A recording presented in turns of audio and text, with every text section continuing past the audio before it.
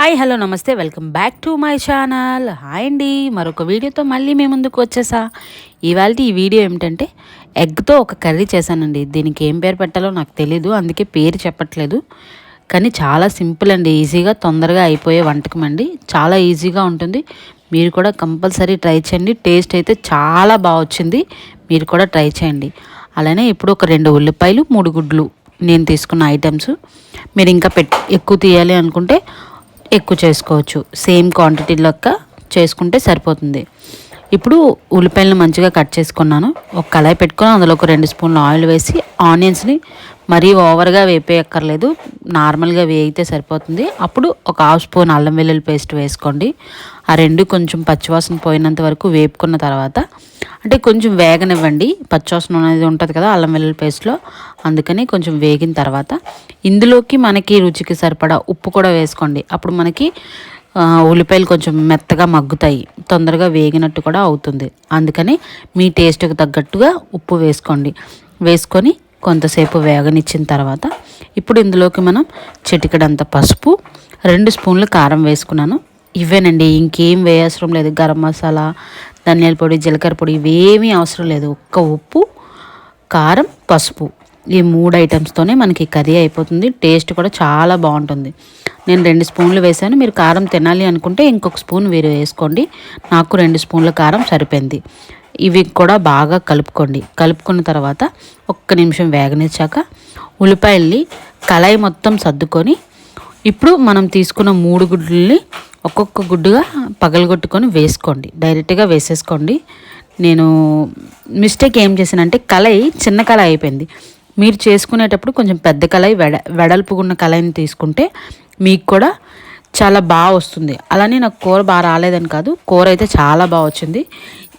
కొంచెం కళాయి పెద్దది తీసుకుంటే మనము ఎరుపు వేసుకున్న గుడ్లు మంచిగా ఉడుకుతాయి. ఇలా నాకు చూసారా కలిసిపోయినట్టుగా అయిపోయాయి.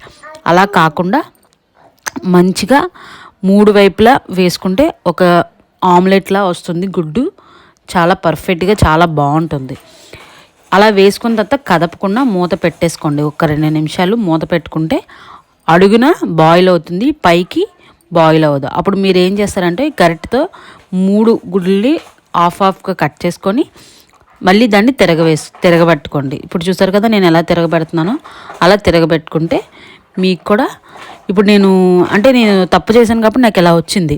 అదే మీరు పెద్ద కళాయి పెట్టుకొని నీట్గా చేసుకుంటే ఆ అడుగు బాగా ఉడికి మీరు తిప్పడానికి వీలుగా కూడా ఉంటుంది. కాబట్టి మీరు కొంచెం పెద్ద కళాయి పెట్టుకోండి. ఇది ఒక్కటే కర్రీ మాత్రం టేస్ట్ అయితే చాలా బాగా వచ్చింది. అలానే 2 వైపులా కుక్ చేసుకుంటే ఇలా గుడ్డట్లాగా ఆమ్లెట్ అంటారు కదా, ఆమ్లెట్ లాగా చాలా బాగుంటుంది. వేడి వేడి అన్నంలోకి వేసుకొని తింటుంటే సూపర్గా ఉందండి, నిజం చెప్తున్నాను. చాలా మంచిగా వచ్చింది టేస్ట్ మాత్రం. నేను తిన్నాను కదా, చాలా మంచిగా వచ్చింది టేస్ట్. మా వారికి కూడా బాగా నచ్చింది. ఎప్పుడైనా సరే ఇంట్లో ఏమీ లేవు, ఏమి వండాలి, ఓ 2 గుడ్లు అలానే ఓ 2 ఉల్లిపాయలు ఉంటే ఈజీగా అయిపోతుంది. ఆ రోజు వంట అయిపోతుంది, ఆ రోజు మన తిండి కూడా అయిపోతుంది. ఒక పూట తిండి మనది అయిపోతుంది. కాబట్టి ఫైనల్గా కొంచెం కొత్తిమీర యాడ్ చేసుకొని స్టవ్ ఆపేసుకొని వేడి వేడి అన్నంలో తింటూ ఉంటే సూపర్గా ఉంటుంది. 5 నిమిషాల్లో అయిపోయే రెసిపీ. కాబట్టి కంగారుగా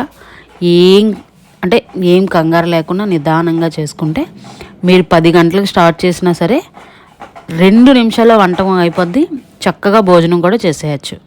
ఇది మ్యాటరు. కాబట్టి ఈ వీడియో నచ్చింది కదా, నచ్చితే like, share, subscribe my channel. అలానే కొంచెం సపోర్ట్ చేయండి, మీ సపోర్ట్ నాకు చాలా ముఖ్యం. మరొక వీడియోతో మళ్ళీ కలుసుకుందాం, అంతవరకు సెలవు. అలానే ఈ వీడియో మీకు ఎలా అనిపించిందో ఒక చిన్న కామెంట్ వేయండి. అలానే మీరు కూడా ట్రై చేయండి, ఒక్కసారి ట్రై చేయండి, చాలా బాగుంటుంది. మళ్ళీ కలుసుకుందాం. Bye bye. Thank you for watching.